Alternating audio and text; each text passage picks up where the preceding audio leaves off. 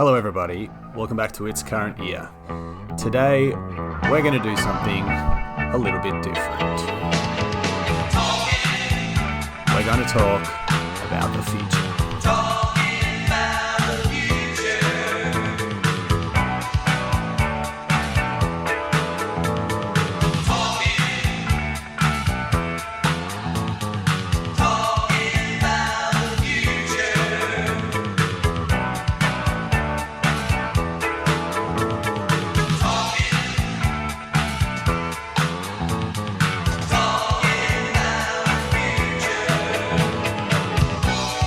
Yes, indeedy, the laws of chaos magic. Obviously, it is anyone's guess when Total War Warhammer 3 is going to arrive. Probably most of us thought we'd be playing it right now, but that's not the way of the world in 2020. So, in the meantime, all we can do here is get excited, speculate on what Total War Warhammer 3 may involve, and today we're going to be looking at the laws of chaos magic, using the 8th edition tabletop rules as a bit of a guide to what we might be able to expect to see from the laws of Nurgle, Slaanesh, and Tzeentch when Game 3 does hit. Now, this has been a bit of a passion project of mine, and something I plan to make a bit of an ongoing series about, and this was the first thing that I thought of came to mind when thinking about sort of new game mechanics. Obviously, we're going to be getting a Warriors of Chaos overhaul, hopefully sometime in the near future, whether it's on launch, Total War Warhammer 3, or in the meantime. But until then, let's just sink our teeth into some pure speculation, some wish listing, if you will, and have a bit of fun with it. We'll jump straight in and get things underway with the grandfather of plagues himself, Papa Nurgle. I think it's fair to say the general consensus among 8th edition tabletop players was that the lore of Nurgle was probably the best of the 3 Chaos exclusive lores. Certainly in my own experience, I have much more experience playing with this lore than the lore of Slaanesh and the lore of Tzeentch, and I found just in general the augments had a greater range of applications than the spells from the other lore. It also had a magical vortex and had a magic missile, which in against certain opponents had a very, very decent damage potential. So we'll move on to the signature spell that you could default out, the Stream of Corruption. It was a breath weapon, somewhat limited in its tabletop use because it was bound to the base of the caster. It didn't project forward like some template weapons did in the game. Couldn't be used in combat in the same way as a normal breath weapon, but in terms of its in-game application, this seems like a fairly straightforward pick, and I think definitely a spell that will make the roster. It's a breath weapon. It'll, I think, be implemented in a similar way to Malekith's Gaze of Malice, in which it has a wide, short-range blast as a pestilent cloud billows from the distended maw of the sorcerer, rather than, say, the longer, thinner template employed by a wind spell like Scorch. Contact obviously would likely imbue poison and slow the target. Perhaps even on an overcast, it could have a damage over time effect, similar to that we see from the Plague Mortars. Overall, it's a spell with decent utility, effective at blob clearing, good for disrupting range units, and I'd say, given the precedent set by wind spells such as Wind Blast, Chill Wind, Scorch, and the like, you're looking at a Winds of Magic cost at around 7 to 8. Solid spell, easy to implement. I think this will definitely be on the roster. Moving on to Miasma of Pestilence. This was a decent enough spell in a pinch, particularly given it had a very low casting value. But it was a spell that maybe had a little bit of a niche application. It did synergize quite nicely with the 1- to hit that units gained from having a Mark of Nurgle in combat, particularly in the case of Warriors of Chaos who had high weapon skill values in their own right. Wasn't uncommon to have low to mid-tier enemy infantry hitting units on 6s that this was cast on, provided they also had a Mark of Nurgle. So in-game, I'd say this likely would imbue physical resistance, perhaps even an increase to melee defense on a target unit, with an overcast, possibly even adding a slight speed debuff to enemy units in a small radius, or debuffing their charge bonus, as a foul stench has them doubled over in a violent bout of vomiting. Likely Winds of Magic costs around 5 or 6 for a regular cast, but I'd say if there's an area of effect or an added debuff to enemy statistics, then the Overcast would probably bump it up to a cost of around 11 or 12. Plenty to do with this spell. Probably a good starting spell for the lore for Nurgle sorcerers to have as well.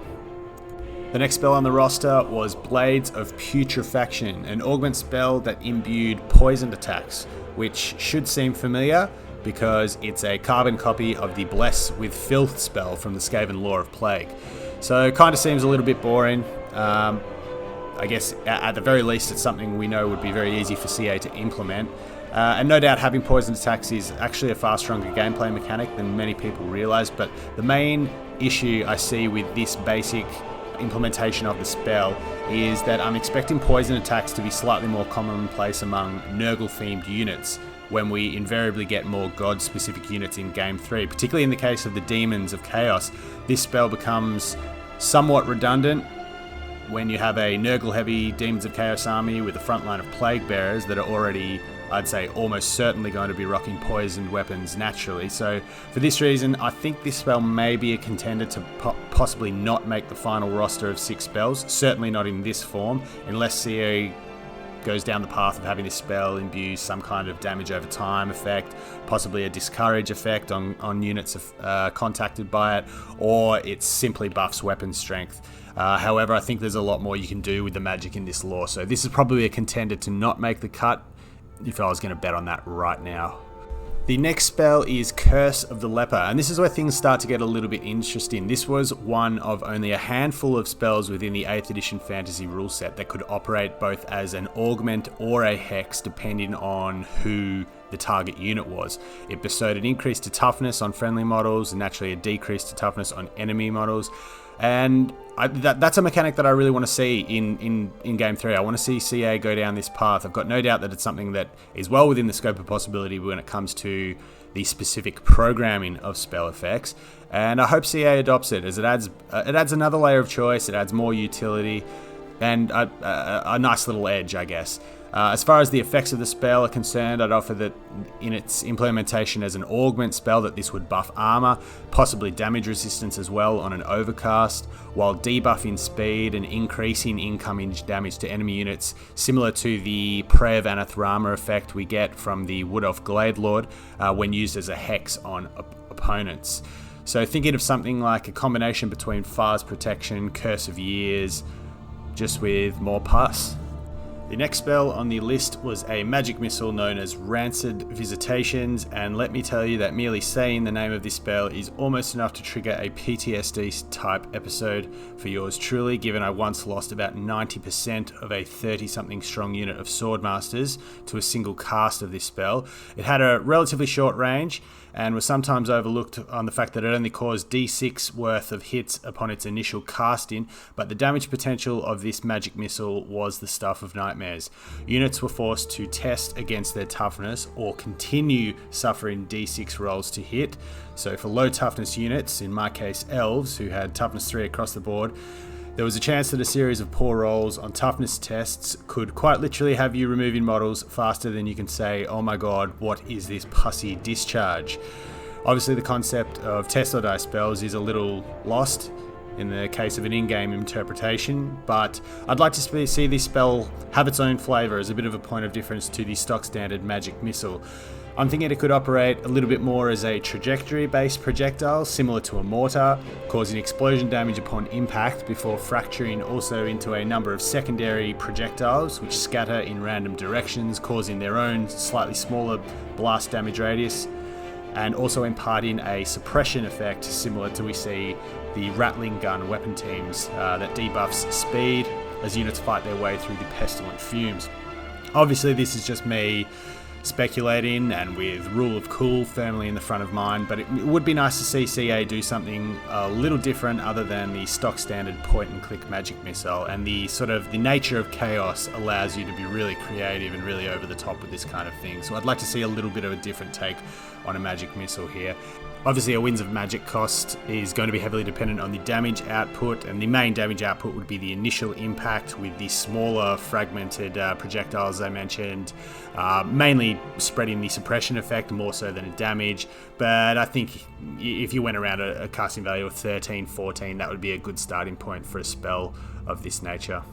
The next spell in the Lore of Nurgle was Fleshy Abundance, and this is a spell that I'm also thinking may be a candidate for the chopping block come Game 3, mainly due to me not fully being behind the idea of healing spells for the Chaos factions, but also because I think the potential other ways that this spell could be implemented are likely to already be taken by previous entries in the roster, with buffs to damage resistance, armor, and melee defense likely to be covered by Miasma and Curse of the Leper. It could be morphed into a Refuse to Die type effect, wherein entities won't die while the spell is active. There could potentially also be a Vigor boost involved. However, I also do think it's entirely possible that this will simply be implemented as a heal spell, similar to that of an Earthblood, with a focus on hit point regeneration and not the resurrection of unit entities like, say, the Invocation of Nehek. If it does go that way, then a casting value of 6 for a regular cast and 11 or so for an overcast, with obviously a greater return of HP and a bubble effect is probably most likely. But as I said, I'd be happy for CA to get a little creative with this one rather than simply going down the healing route. The final spell in the Lore of Nurgle roster was Plague Wind, a vortex spell that initially moved in a direction chosen by the caster, but in subsequent turns moved in a random direction as per the artillery dice. Again, given it forced a toughness test, I have some fairly awful memories of this spell, wreaking havoc upon my elves, but also some fond memories of when it worked in my favour as a Warriors of Chaos player.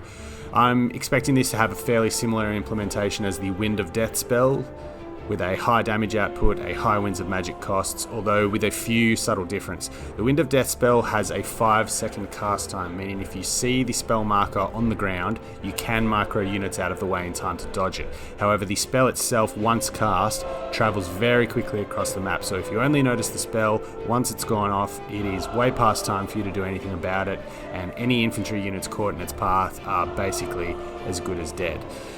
To me, the image of a Plague Wind invokes more of a slow yet implacable advance, so to reflect this, the Vortex would have a slower movement speed, but to make up for this and make the spell not completely easy to avoid, reducing the 5-second cast time of the Wind of Death to a 3-second cast time may be appropriate. Otherwise, you just get a repeat of what we have at the moment with the ridiculously telegraphed Fiery Convocation animation from the Lore of High Magic, in which you have a 5-second cast time and then about a 4 or 5 second animation before this spell actually starts to travel across the map and do damage. So, but in any case, expect a high damage output, a high Winds of Magic cost, somewhere around the 20 mark for a regular cast, with an overcast probably bumping the casting value up to about 24 or 25 and increasing the general damage and armor piercing damage of the spell, and potentially even the projectile speed and the distance covered by the effect itself. So that's it for the Lore of Nurgle. Overall, a really solid lore with a bunch of augment spells that made your units even harder to kill than they already were, and a couple of damage spells that made low toughness opposition cry. As I've stated, definitely my pick as the best of the 3 Chaos lores from the 8th edition rule set. So we'll see how it translates over into the main game, and without further ado, we'll get stuck into the Lore of Slaanesh. The Lore of Slaanesh contained a number of leadership-based hex and a couple of direct damage spells, which weren't entirely poor in their own right, but often highly situational in terms of their effectiveness. Due to most of these spells relying on a failed leadership test, they became somewhat unreliable against high leadership armies such as the Elves, the Dwarves, Lizard Man and the like, but they had some pretty solid applications against Greenskins, Beastmen, and even Skaven if you could negate their rank bonus and bypass the Strength in Numbers special rule. But there were ways for the lore to ensure that even high leadership opposition could become susceptible to its effects. It was just a lore which required some finesse, not a very point and click type lore like some of the others. The signature spell of the Lore of Slaanesh was the Lash of Slaanesh, which was essentially a baby version of the Penumbral Pendulum. The player drew a line 24 inches from the base of the caster, and any model whose base fell under the line took a Strength 3 armor piercing hit. Not the most damaging spell, but there were situations where flank casting could get you some decent damage across a number of units if your sorcerer is able to get into a good position. And obviously the Pendulum gives us a fairly ready-made template for a spell effect here, but the theme of Slaanesh is not so much about just dealing massive amounts of damage, it's about seduction and temptation and using the delicious promises of the Dark Prince himself to force enemy units into behaving in ways that ultimately don't serve in their best interests. And in any case, Chaos Sorcerers already have access to the Law of Shadow, so there probably needs to be some point of difference here. So I'd say it'd be more on brand for this spell to cause a fairly modest amount of damage, but have a secondary effect, imparting discouragement, slowing movement, possibly charge bonus, potentially even rampaging units that have low enough leadership. And this was a fairly easy spell to get off in the tabletop, so a Winds of Magic cost of 5 or 6 would probably be appropriate. Although I'd suggest that this would be bumped up somewhat if Rampage comes into the question, because that is quite a strong gameplay mechanic. The first of the naturally generated spells from the Law of Slaanesh was Acquiescence, a hex spell that had a somewhat niche application. It imparted Always Strikes Last and random movement, which was extremely effective against elves, given they had the Always Strike First rule naturally, but it was also potentially very useful for negating charge movement, given how the random movement mechanic worked in 8th edition fantasy. This spell could easily work in a similar way to Melkoth's Mystifying Miasma, but I'd probably like to see the damage component moved out completely for a further debuff to charge bonus, or possibly even interacting with the attack rate of the unit to represent the haze of broken dreams and unattainable desires, temporarily incapacitating the combatants. It has good utility. It enables you to either compromise a unit's combat prowess on approach, or even to keep a unit fixed in place and unable to flee so you can gang up on it and destroy it quickly, but it's reliant upon good timing. I won't expect to see a big magic cost here, probably around the 6 or 7 mark, similar to what we see with Melkoth's Mystifying Miasma. The Purveying of Slaanesh was a direct damage spell that targeted a single enemy model and forced them to pass a leadership test on a 3d6 rather than the usual 2d6 or take a single wound. So it was a good tool for character sniping and potentially putting wounds into monsters that generally had rather poor leadership values. I'll suggest it would operate in a similar manner in the game with a markedly decreased damage potential when targeting large units. But I think it would be an opportunity to work in some form of interaction with the target entity's leadership, whereby wavering or fleeing units take extra damage whilst healthy and steadfast units have a high chance to resist incoming damage. So it would essentially function as a spirit leech, just with a high degree of difference in damage potential depending on the morale of the target. And that was something that the Law of Slaanesh was very centered upon. It was a very leadership-based law. I guess with the precedent set by Spirit Leech, you can expect a Winds of Magic cost around 8 or 9, with a Overcast potentially buffing either the range of the spell or the potential damage output. Up next on the Slaanesh roster was Hysterical Frenzy, and again we bump into a similar mechanic to what we saw with Curse of the Leper from the Law of Nurgle, a spell that was able to operate as both a hex or an augment, depending upon the target. On the tabletop, this spell imparted Frenzy on the target unit, which is probably most accurately analogous to the Rampage mechanic that we see in-game than the in-game interpretation of Frenzy, due mainly to the fact that Frenzy on the tabletop had the possibility of forcing units to charge into engagements they might not have wanted to take. Currently, there's really no disadvantage to the Frenzy rule in Total War. Obviously, you lose it once you drop below 50%, but it gives a nice array of buffs, but the inability to micromanage rampaging units can potentially come at a massive cost, regardless of the boost to melee attack and charge bonus. There's nothing worse than having a Feral Carnosaur or a Manticore go berserk and charge headlong to their demise into the waiting arms of a unit of halberds or demigriffs, or even into an open firing lane where enemy missile units can pin-cushion it from relative safety. So most likely I think this spell will work in a similar way to Skarsnik's Fermented Fungi ability, perhaps without the massive debuff to melee defense, and given its dual use as a hex and an augment, obviously it's only going to have a single unit cast radius, and I'd say a Winds of Magic cost around 10 or so, and I think there's a case to be made that this doesn't really need an Overcast necessarily. It works as both a hex and an augment, so there's a good level of choice there for the player, and balancing the buffs and debuffs against the hex and augment portion of the spell it can stay as a single caster, I think. Moving on now to Slicing Shards, a spell which was actually a magic missile on the tabletop, but I think from a sort of flavor perspective, this spell would operate better as either a small vortex or a wind spell in the game, similar to either the Blade Wind or Chill Wind spells that we see from the lore of Dark Magic. In conjunction to causing an initial D6 Strength 4 armor piercing hits on casting, the target unit had to then pass a leadership test or suffer a further D6 hits for each failed test. Again, this meant that certain units didn't have too much to fear from this kind of spell, but I do like this mechanic whereby a unit's chance of resisting damage from a spell is tied to their current morale value, and I think it adds another interesting layer of the game, and again, very much in theme with the Slaanesh lore. A wind spell would likely correlate to a Winds of Magic cost around 7 or 8, whilst I'd say a Vortex could demand anything up from 12 to even 16 Winds of Magic, but it's obviously going to be heavily dependent on the duration of the Vortex and the total damage it causes. Phantasmagoria was yet another hex spell based around leadership. It forced units to roll an extra d6 and discard the lowest result whenever they took a leadership test. And if I'm honest, I actually think the best way of implementing this spell is more or less just a straight rip-off of the Doom and Darkness spell from the Lore of Death.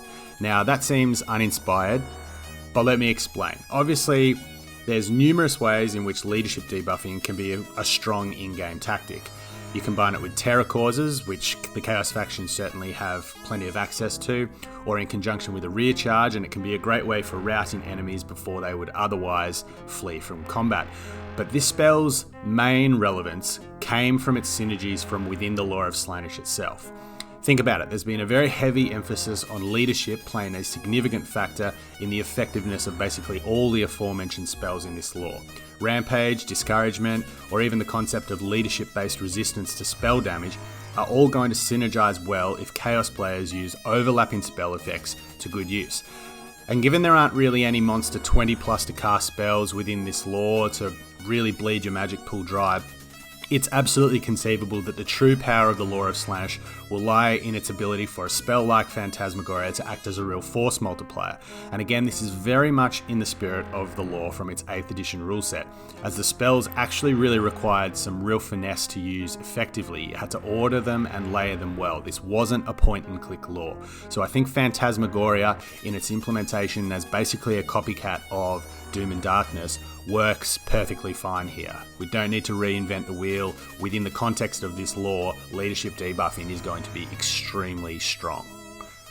The number 6 spell in the lore was Cacophonic Choir, and this in-game operated more or less as an upgraded form of Acquiescence. It bestowed Always Strikes Last and random movement, but it also caused damage to the target unit, so I'd say for that reason it may be rolled into the Overcast version of Acquiescence, and for that reason not make the cut, but it stands to reason that the developers may want to adapt the role of this spell into the typical 6th level nuke spell, similar to what we see with, Fate of Buna or Soul Stealer, or, one of the high damage dealing spells, so that the lore has some real teeth, and in that way it can kind of compensate for the rather finicky nature of the other spells. You can always rely on having one spell at least that you can point and click and be effective at dealing damage. So that'll just about wrap it up for the lore of Slaanesh. It wasn't the easiest lore to use effectively. It did rely on you timing your casts and layering your casts and using a number of spells in concert with one another to full effect. But given the relatively low cost of the spells, this was something that was feasible. As I've mentioned, there wasn't really a spell in this lore that necessitated the 6 dice nuke casting attempt to ensure it was cast with irresistible force at the expense of miscasting. It was a subtle lore, such is the nature of Slaanesh itself.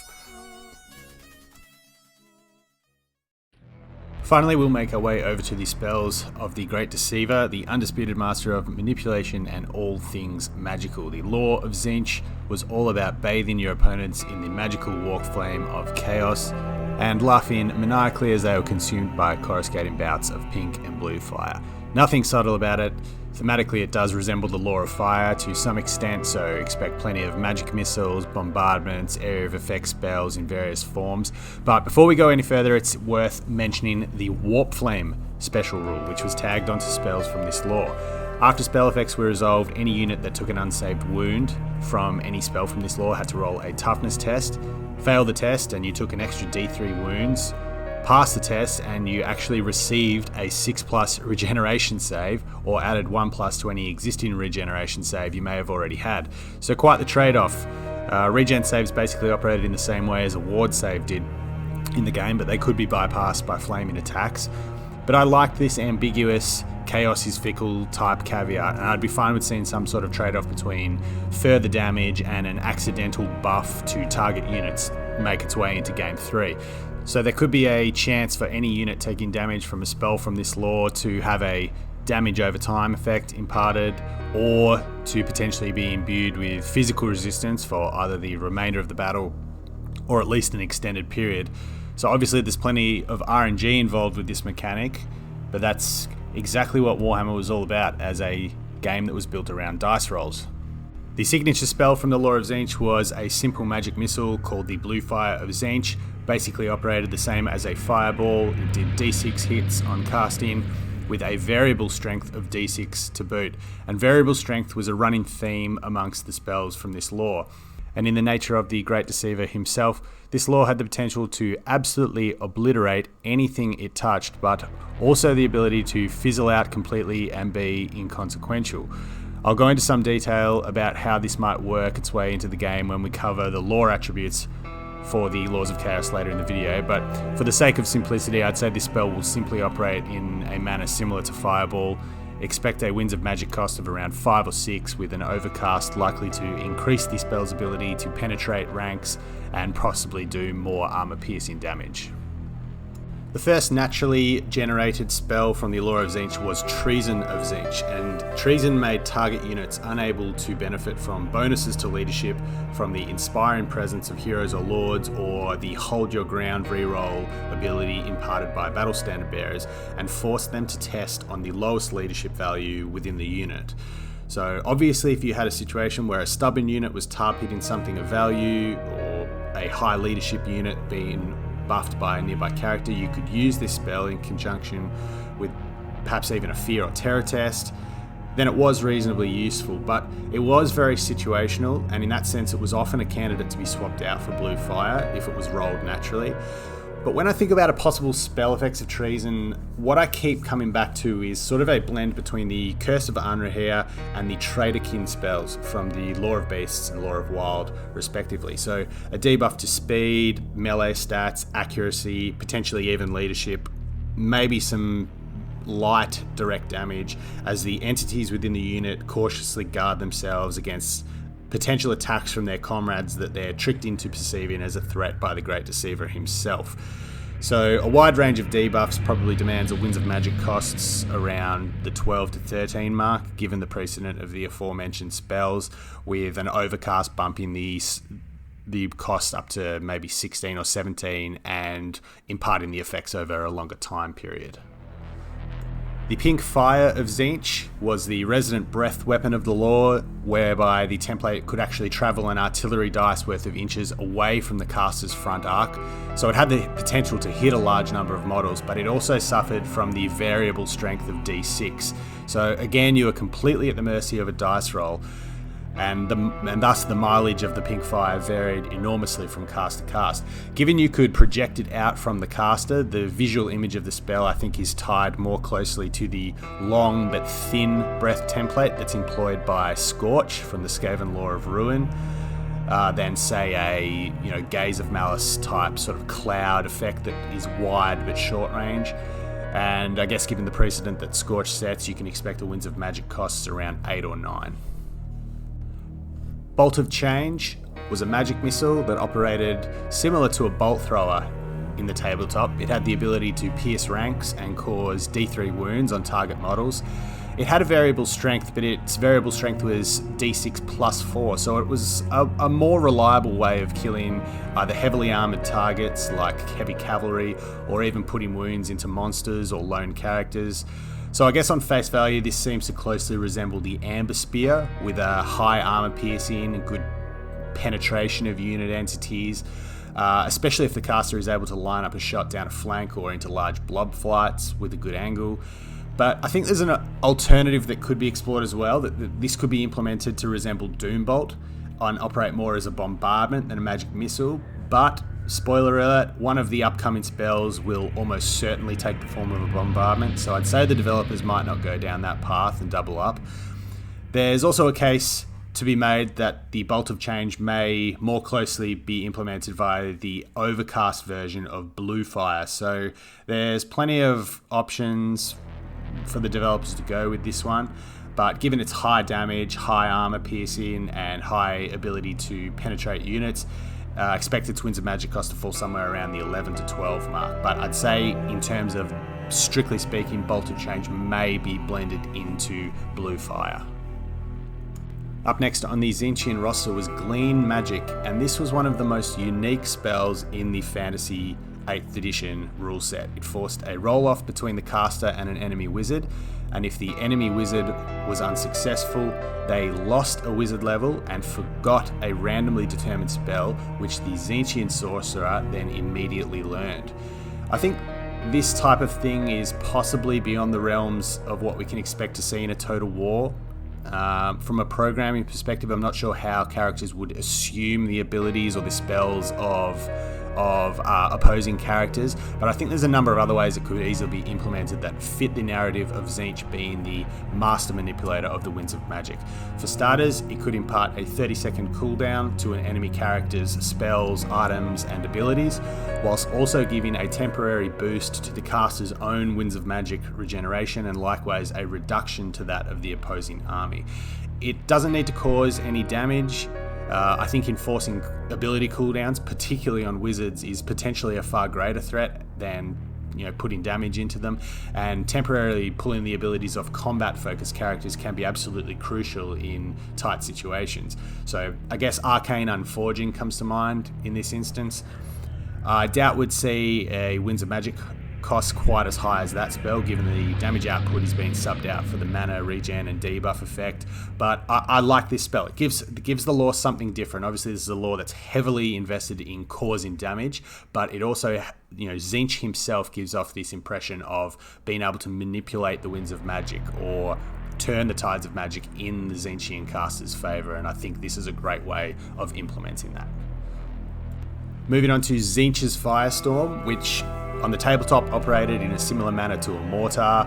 The caster would place a small round template anywhere within 30 inches before scattering it d6 inches. It caused a strength d6 hit to any model partially covered by the template, and for a slightly greater cost you could instead drop a large round template, but this came at the expense of scattering it 2d6, so some element of unreliability there.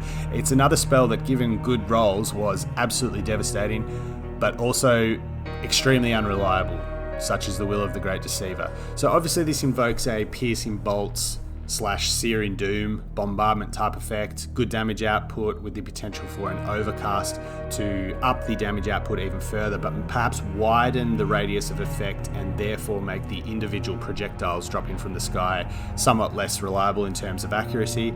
I'm definitely picturing something more akin to Piercing Bolts, as Searing Doom has a relatively cheap cast rate at the expense of a lower damage output, and this was a sort of the end of the list spell for the Tzeentch lore. It was a high damage output spell that was harder to cast, so it can fill that role in Game 3 as well. Finally, in the words of the ever-chosen himself, let us summon an infernal gateway. I have really high hopes for this spell. I'm going to go right out and say it. This needs to be a summon spell. Similar in function to the Dreaded 13th, the Infernal Gateway could cause a decent-sized explosion as the sorcerer tears a rent in reality and the stuff of nightmares flows in from the realm of chaos. No doubt Game 3 is going to bring us all the Tzeentchian goodies as part of the Demons of Chaos faction that are going to be part of Warhammer 3. So this spell could summon horrors, screamers, flamers. I literally don't care, just give me the ability to summon demons. So obviously the explosion causes damage, but there's going to be more than enough damage dealing witchcraft in the lore already, so it needs something different thrown in, and I think this is the perfect way to do it. Summoning is obviously an incredibly powerful mechanic, both in campaign and in multiplayer, but Tzeentch is the god of magic. it should be powerful. You should be able to do something like this, and this is, high fantasy on, to a T, summoning demons in. So I think a spell like this fits the bill perfectly, and you could tier this spell so that an overcast summons more powerful demons than the standard cast doing pink or blue horrors. So I think in terms of a casting value, it's almost certainly going to be a 20 plus to cast, given it doubles as a direct damage spell, and that demonic units are going to be inherently strong summons, given they are unbreakable and decent combatants in their own right. But please, CA, make this a summoning spell. It's the perfect opportunity to do it, and there's no reason the demons can't have, or the Chaos factions can't have a bit of fun in this manner. So that will about wrap it up for the lore of Tzeentch and for the spell roster speculation in general. So we're going to dive in and take a quick look at possible lore attributes for each of these lores as well. It's worth keeping in mind that the Chaos magic had different lore attributes for the warrior and demon aspects of the Chaos factions. Something that won't necessarily be replicated by Total War, especially given it isn't something CA has implemented thus far. Take the lore of High Magic, for instance. It was accessible by 3 races in 8th edition fantasy: the High Elves, the Wood Elves, and the Lizard Men, and the lore attribute for each was markedly different between the 3 factions. CA settled on an adaptation closely resembling that of the High Elf attribute, whereby casting imbues a brief ward save across friendly units, and I don't necessarily blame them for simplifying it in this way, especially considering the other 2 races' lore attributes would have been far harder to implement faithfully, particularly the Lizard Men lore attribute for High Magic, which actually allowed you to forget the High Magic spell you just casted and substitute it for any one single spell from any of the 8 laws of magic in the rulebook. Similarly, the lore of Dark Magic, which was available to Dark Elves and Wood Elves. Lore of Dark Magic isn't even accessible to the Wood Elves, but I guess this is likely to change with the recent announcement of DLC being on the way for them. Despite this, I am going to offer up examples of separate lore attributes for each lore based on the warrior and demon factions, just for the sake of faith to the source material. So we'll get started with the Warriors of Chaos and Nurgle. The Warriors of Chaos had a really good lore attribute actually for the Mark of Nurgle. It was kind of cool. Every time a spell went off successfully, the caster had a chance to gain a point of toughness and regain a single wound, but that regaining of a wound could actually take you above your starting wound characteristics, as Nurgle's blessings swelled the sorcerer's body with unnatural vitality and resilience. So on the tabletop, similar to the game, Chaos Sorcerers weren't poor melee combatants by any means. They could wear Chaos Armor, which gave them some protection. They had reasonable combat stats, and they could handle themselves in combat pretty decently. This attribute could actually make them quite difficult to kill. So, generally speaking, lore attributes don't tend to focus solely on the caster, but rather on a modest bonus to the army at large. So I think in that vein, a fitting implementation could be perhaps an 8 or 9% vigor buff for units across the army, possibly a 7 to 8 point armor buff to friendly units map wide for 10 to 15 seconds, something that overall buffs the vitality of the units and makes them a little bit harder to kill for a short amount of time, similarly to what we saw from the rulebook. Similar to Nurgle, Slanesh's lore attribute for the Warriors of Chaos had the potential to buff the weapon skill, initiative, and attack rating of the sorcerer, albeit only temporarily. So if we're extending the same precedent of army-wide lore attribute buffs here, then I think the best way to represent Bliss in Torment would probably be a small increase to units' armor piercing values, perhaps even a very modest increase to speed and charge bonus of maybe 5 or 6%. Alternatively to this, and in line with the effects of the Mark of Slaanesh, the Mark of Slaanesh bestowed upon you on the tabletop, you could instead have the lore attribute grant immune to psychology temporarily for the army. But I think if an upgradable mark system makes its way into the game for individual units, similar to what we see with kind of the scrap mechanic we saw added to the greenskins, then this is immune to psychology is likely going to be included as part of the Mark of Slaanesh anyway.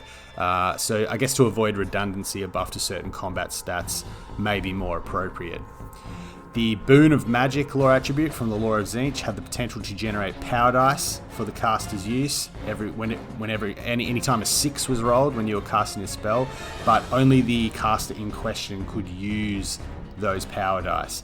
So I had to think on this one for a while. Obviously a Winds of Magic regen rate buff similar to what we see from Life Leeching in the Law of Death comes to mind, but I think an immediate boost to Winds of Magic Reserve of 4 or 5 combined with a -5 second ability cooldown for the Sorcerer probably fits the theme better, and it means we aren't just getting a copycat of existing lore attributes. So represents the power of Tzeentch flowing through the Sorcerer, making him more able to cast more regularly, buffing his Winds of Magic Reserve, very modestly.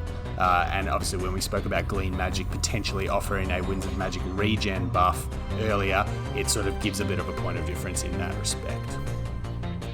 Moving on to the lore attributes for the demons, and basically the easiest way to summarize these is successful casts by warriors, sorcerers gave benefits to the sorcerer himself.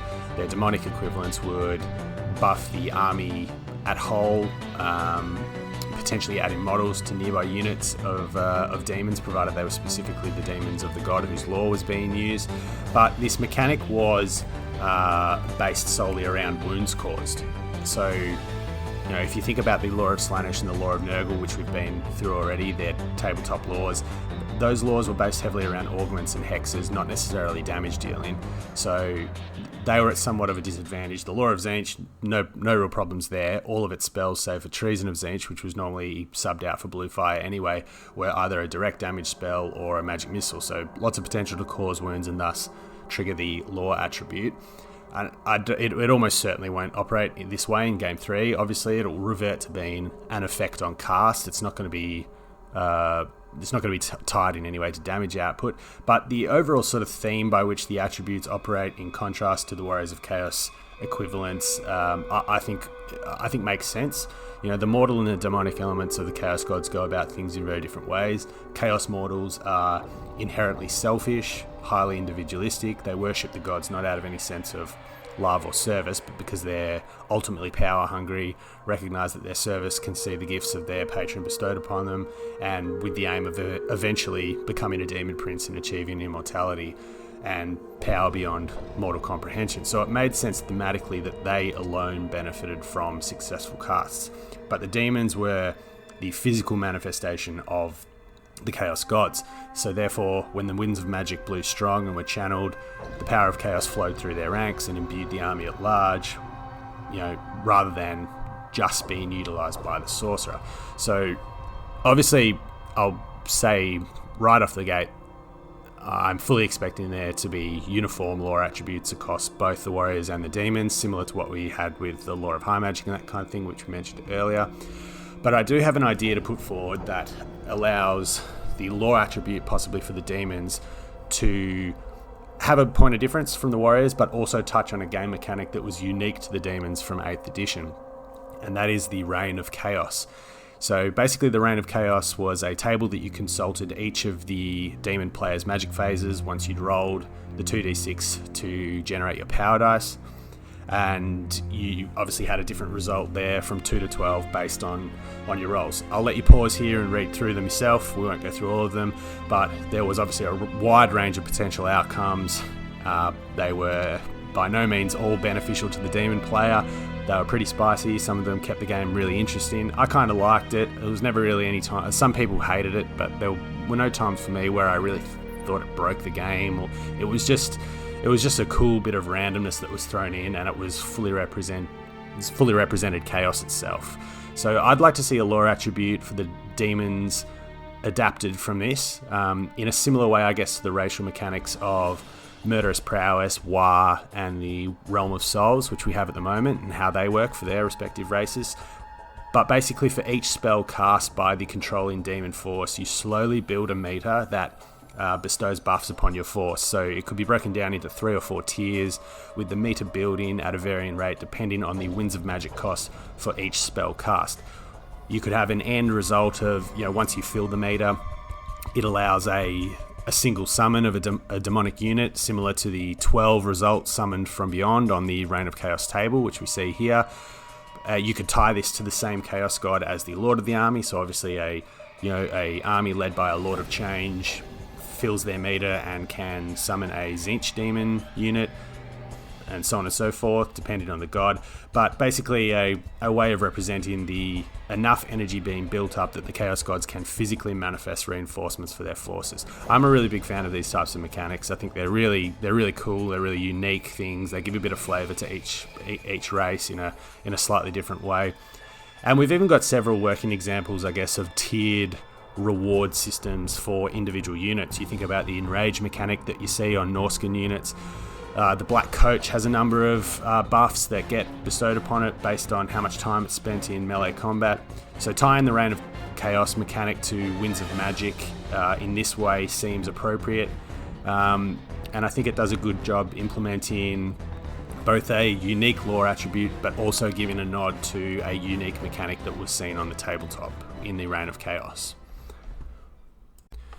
So obviously this has been a bit of a longer video, much longer than all my other ones so far, and it's taken on a completely different format. So if you're still here, thank you very much for sticking it out, and hopefully it's got you all that bit more excited for what Game 3 might hold. If you have any ideas or your own takes on the implementation of anything discussed in this video, please comment below, please share them. I'd love to discuss, love to get your thoughts on what you think may or may not be included.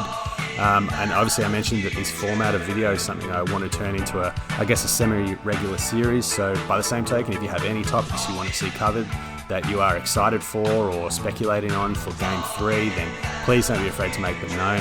I haven't got anything concrete mapped out at this stage about what I'm planning to talk about. I'm absolutely open to suggestions. But as always, thank you very much for watching. I'll see you next time, but until then, it's current year. Take care.